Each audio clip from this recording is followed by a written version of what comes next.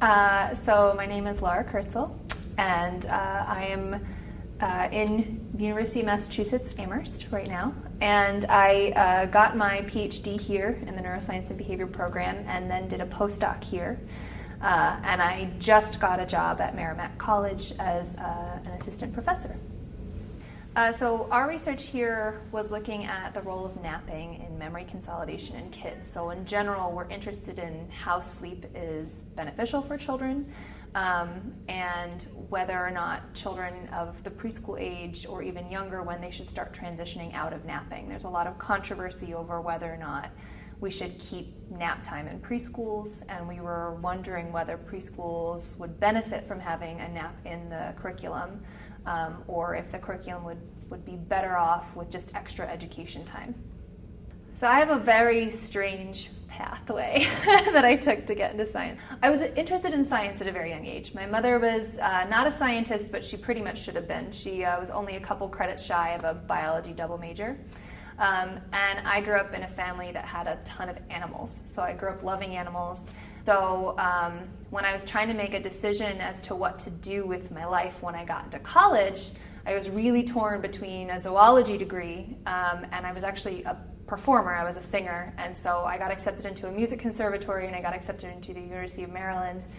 And I had to make this decision as to what path to choose. And I decided I could always sing without a degree, but I couldn't always do science without a degree. So I started the zoology program at Maryland.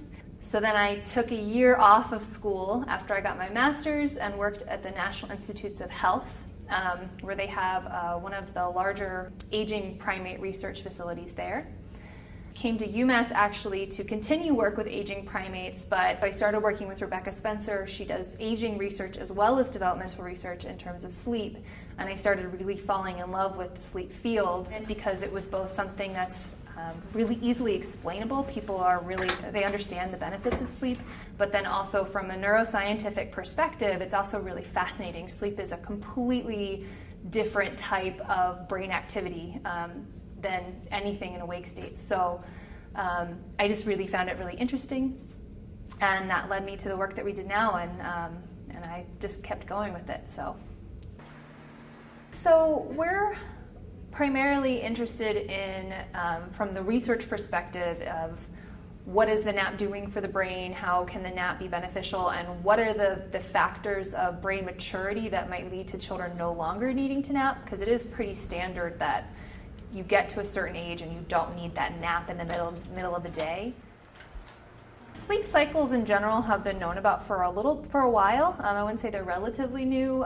There's a lot of debate as to how long you should nap if you are going to take a nap. But from kind of a bigger picture perspective, we'd really like to be able to affect policy. In the state of Massachusetts right now, there is a very minimal requirement in preschools. They're required a 45-minute rest period. There's nothing about how long a nap should be, or even if they should be promoting naps. And I think that just based on the data that we have, naps are incredibly important for helping kids retain all the information that they're learning, for performing at a much better, higher standard.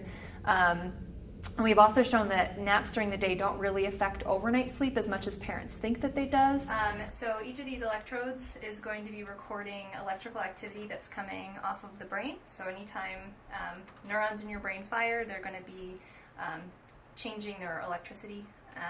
And as a result, we're collecting some of that information up here. So there's a lot of reasons why we really would like to encourage children to nap in preschool.